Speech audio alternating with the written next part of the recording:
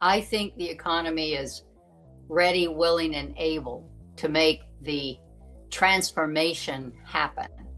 And the transformation is the vision of President Trump to go from being an economy that I think was increasingly shifting toward being government managed and government fed to one that will be driven by private sector initiative, which would be so much healthier, so much more productive, which could deliver genuine prosperity. My name is Judy Shelton.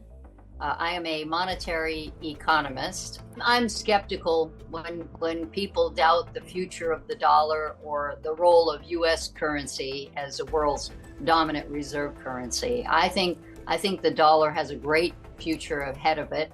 I think that we need to be true to our principles, founding principles, and redouble our efforts to restore sound finances and sound money. And I think that the problem with the dollar has been that people realize that the Federal Reserve is not omniscient. And maybe that explains some of the movement into gold and even other currencies. There was a little bit of a tantrum when the U.S. said that we were going to get tougher on trade negotiations, and that shows up in foreign exchange markets. But one thing I always remember, Paul Volcker, former Federal Reserve Chairman, wrote in a book called Changing Fortunes.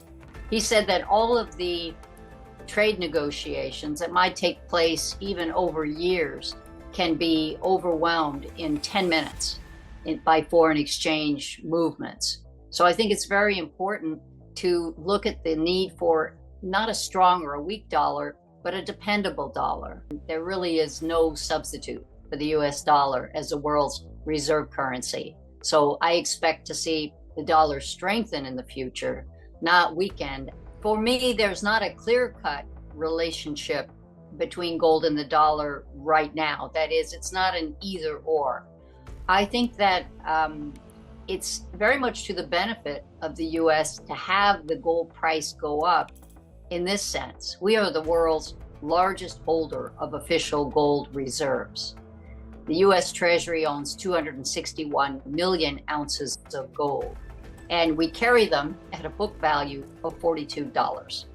So as gold gets to 3,500 or more, we're talking about a potential windfall gain there that's getting close to $1 trillion.